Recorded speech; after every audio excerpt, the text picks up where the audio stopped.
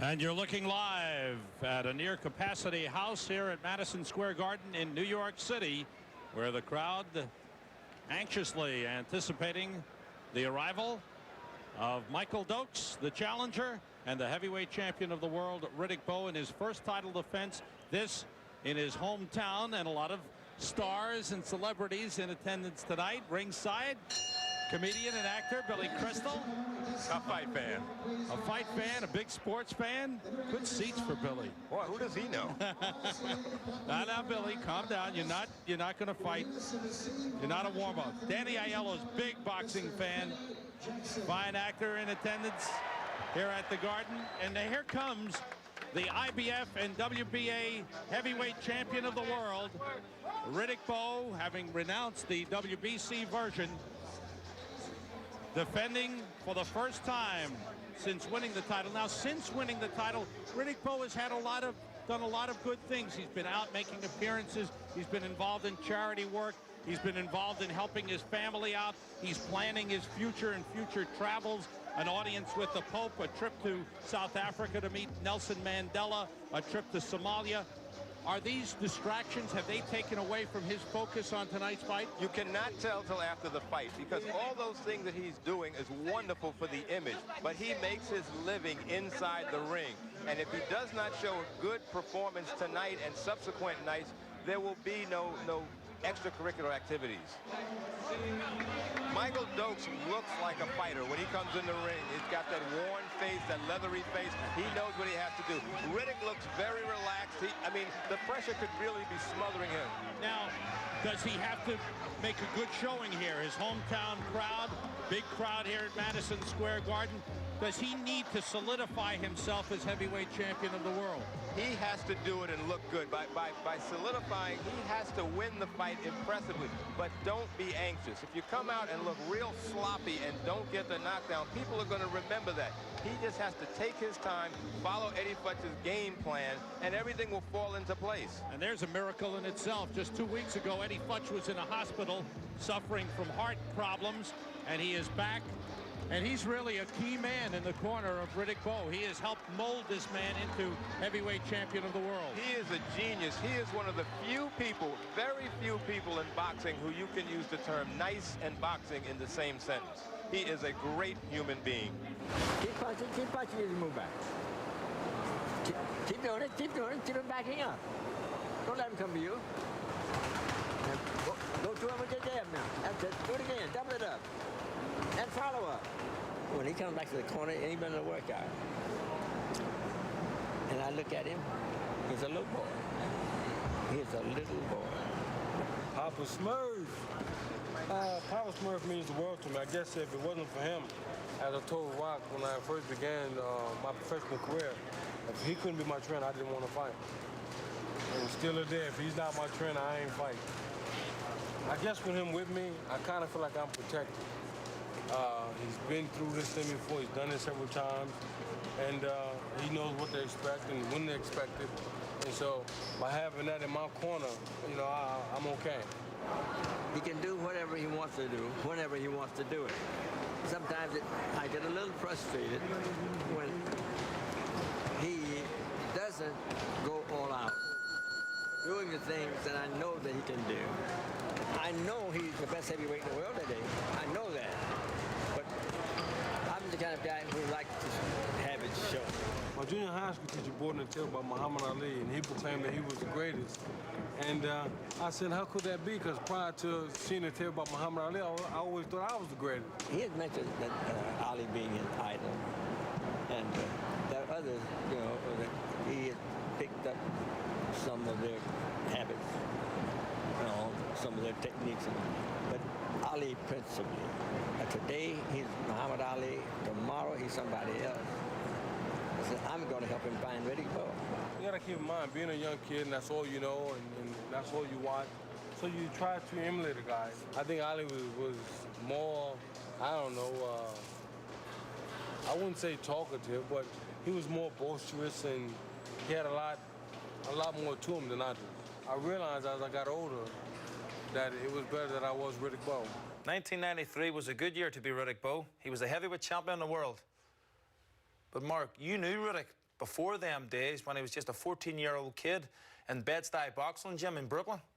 Yes, he was very lazy, but at the same time he was funny, but he listened to George Washington, our trainer at the time, and that kept him going. And he would fight and fight and fight in the gym, just sparring different guys.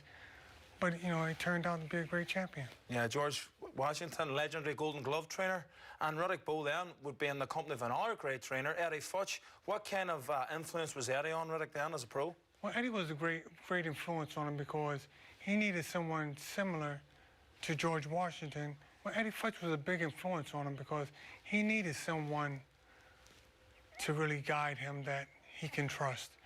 He trusted, George Washington, and he trusted Eddie Futch, and that was a good influence for him. Always mark of a good champion, having a great trainer. Oh, yeah, definitely. Well, let's go catch the action of Riddick Bowe take it on Michael Dokes.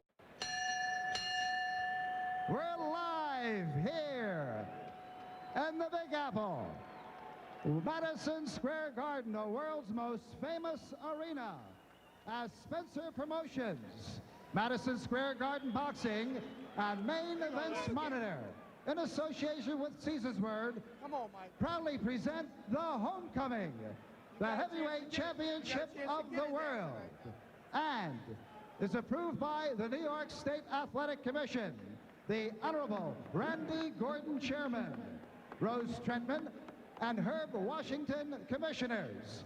Is sanctioned by the IBF, the Honorable Robert W. Lee President, Ms. Mariam Muhammad, the supervisor in charge at ringside. Is also sanctioned by the WBA, Gilberto Mendoza, its president, the Honorable James J. Binns, the supervisor in charge in attendance at ringside. The chief physician in attendance at ringside this evening is Dr. Barry Jordan, along with his two fine colleagues, Dr. Billy Lathan and Dr. Rufus Sadler. The timekeeper to bell is Cecilio Tito Pedraja. Counting for the knockdowns is Wayne Kelly. The judges, Don Ackerman from Oneida, New York, Sheila Martin from Norfolk, Virginia, and Luis Rivera from New York City. In the ring at this time, the man in charge of the scheduled 12-round title bout and refereeing his 51st World Championship bout, referee Joe Santarpia. And now, my good friends, introducing the principals. First, in the blue corner, wearing the red trunks with the white trim, he tipped in at an even 244 pounds. Professionally, he has 50 wins, 3 losses, 2 draws, with 32 knockouts. He is ranked currently number 8 by the WBA and number 11 by the IBF. All the way from Las Vegas, Nevada, the former WBA heavyweight champion of the world, Michael Dynamite Dokes. And his opponent in the red corner, wearing the white trunks with the red trim. He weighed in at an even 243 pounds. This young man is undefeated in 32 pro bouts with 27 knockouts. He is the IBF and WBA heavyweight champion of the world from Brooklyn, New York. Here he is, Riddick Big Daddy Bowe.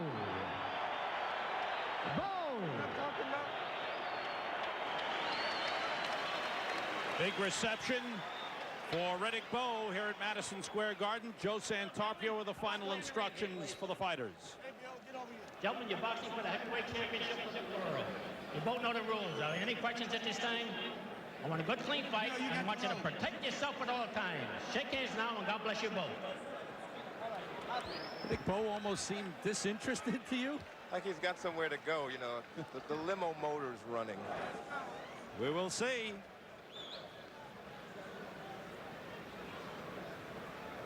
Michael Dokes and the champion. There is a tremendous amount of pressure on this young man. Pressure to win, pressure to perform well in front of his hometown. You couldn't tell it, though. No, he looks very calm. It's like a Golden Glove bout for him. It's just... And here we go. And Dokes is late getting out of the corner. They were slow putting the mouthpiece in. And Bowe starts off with the jab. You can see Dokes is trying to figure out how to get in. And it's a good jab by Riddick Bowe.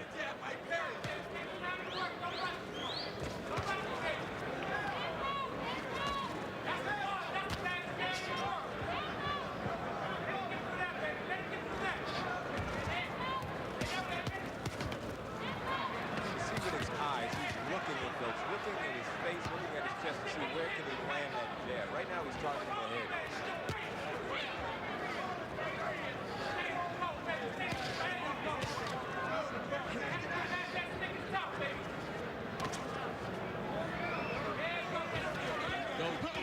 Bowe coming up just a little bit short with that left-right combination.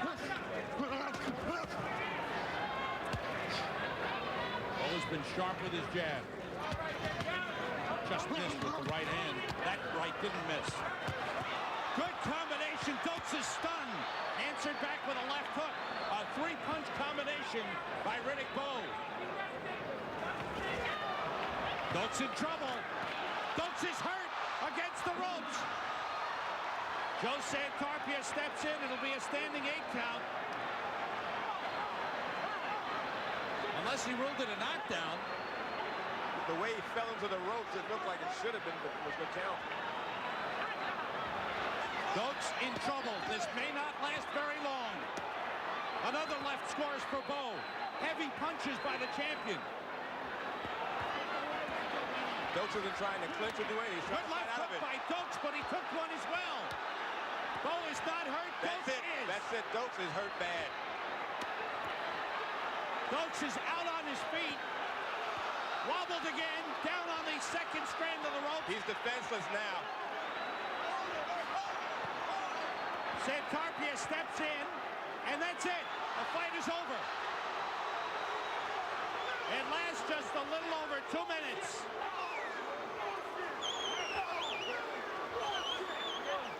After the referee stopped it, Michael Dokes wobbled out to the center of the ring. He was indeed hurt. Michael Dokes protesting to New York State Athletic Commission Chairman Randy Gordon.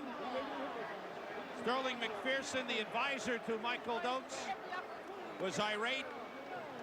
But Riddick Bowe came in and took care of business. It was a mismatch in the sense that Michael Dokes had nothing to keep Riddick Bowe off. I'd rather see a fight stop 1 or 2 punches too soon than to have what happened to Michael Dokes against Razor Ruddick. And though the Dokes people are still upset, I don't think there's any question about what the outcome was going to be. No, if it hadn't happened, then it would have happened maybe 10 seconds later. The fans want to see more, but Dokes is very visibly upset walking around. Well, I think it's safe to say that Michael Dokes is done. Yes, he is. He could not stand the barrage and the power of Riddick Bowe. So many times that Riddick landed, Michael Dokes just sagged back on his legs. His legs buckled. There it is again. Dokes trying to work the body, but once Bowe found the range with the left, oh man. There's no way Michael Dokes can get inside that reach. Set it up. What a beautiful setup with the jab and the straight right hand. And there you can see Dokes wobbling. Yes. Look. And only the ropes kept him up there. Exactly.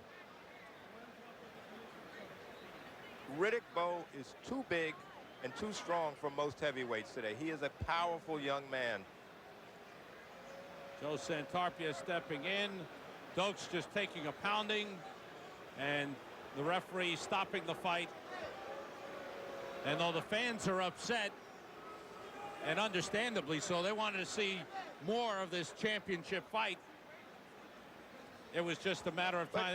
There's Dokes just taking a beating. But it's not a question of Dokes giving up. He just was outgunned. Yeah. There was nothing he could do to put himself into the fight. He stayed outside. He ate the jab. He came inside. He got battered. He's wobbly right there. As he went into the corner, he's wobbling.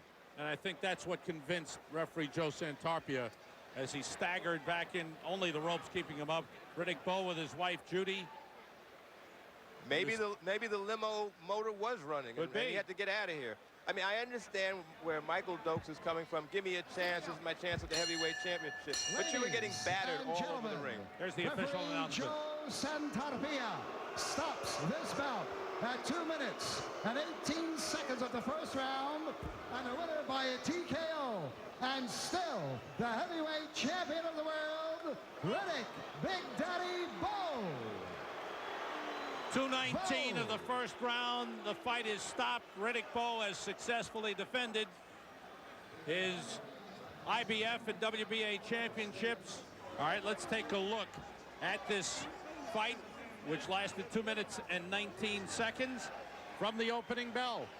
We'll watch it from beginning to end. And here it is. Dokes late coming out of the corner.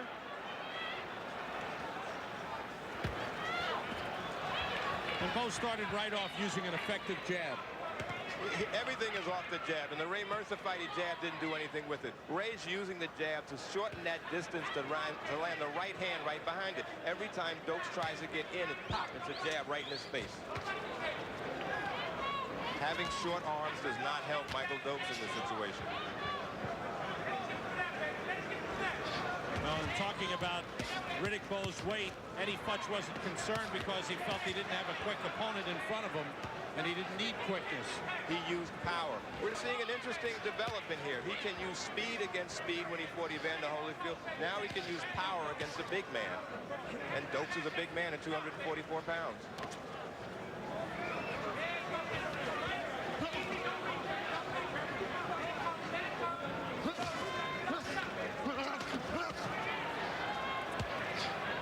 Sharp jabs by Bowe, setting up the good right hand.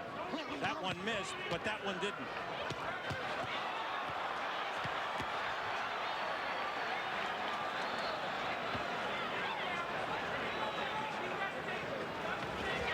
And here's Bowe. There it's where it starts. That's where the downfall of Michael Dokes began. He just has no desire to get inside, really, because all he's going to do is get hit.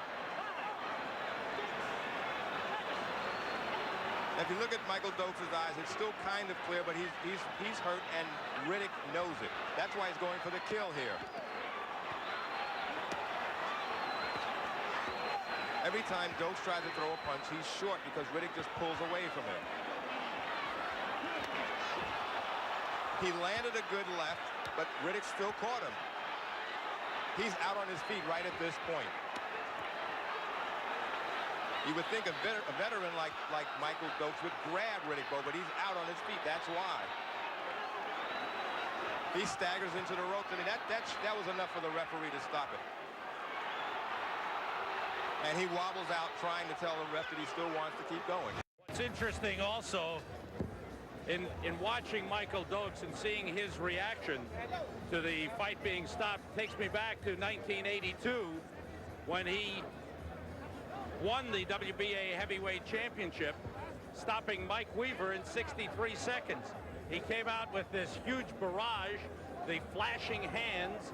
The referee, Joey Curtis, jumped in and stopped the fight, and it was Mike Weaver who was left there stunned and wondering what had happened and why the fight was being stopped. And here tonight it's Michael Dokes who is upset over the fact that the fight was stopped in the first round. Again, we look back at the action here in the fight that lasted just 2 minutes and 19 seconds. Dokes trying to get inside using the left hand, but never at any point bothering Riddick Bowe at all, Tony. He's outgunned, he's overmatched, he's too small. I mean, we're looking at the development of greatness right here. I really think that Michael Dokes, he really tried. He never clinched once, but he's just outgunned. He's tried to get past that sledgehammer of a jab that set up the right hand, and he just can't get in there. And Joe Santarpia there ruling a knockdown and counting the mandatory 8 on Michael Dokes. Bowe just waiting to move back in. Good body shots. That's what Dokes is known for, but it didn't have an effect. Bowe a little bit wild. Oh, what a left hook. And at this point, Michael Dokes was out on his feet. He's not trying to clinch. That's when you know a fighter's really hurt. If he had his senses, he would grab on. He's not. It's target practice. Yeah, every punch is landing. And that wobble was when the referee decided to stop it. And I'll tell you, if it hadn't have been stopped right there, I think Michael Dokes would have gone down moments later and would have been counted out as he was against Razor Riddick. He's taken a lot of punishment in his career. He was not going to pull this fight out. He just was going to get battered and battered as the night went on. No matter how many times you see it, Michael Dokes just wasn't ready for the power of Riddick Bowe. Mark, what made Riddick such a good inside fighter? Well, what made him such a good inside fighter was when we're in the gym in Bed-Stuy, he would fight guys. He would be so tired, but he'd get it on the inside and just keep banging to the body, banging to the body. And that's how he became a great inside fighter. Yeah. Well, there you have it, folks. 2 great punches, Mike McCallum and Riddick Bowe. Thanks for joining us on MSG Fight Night.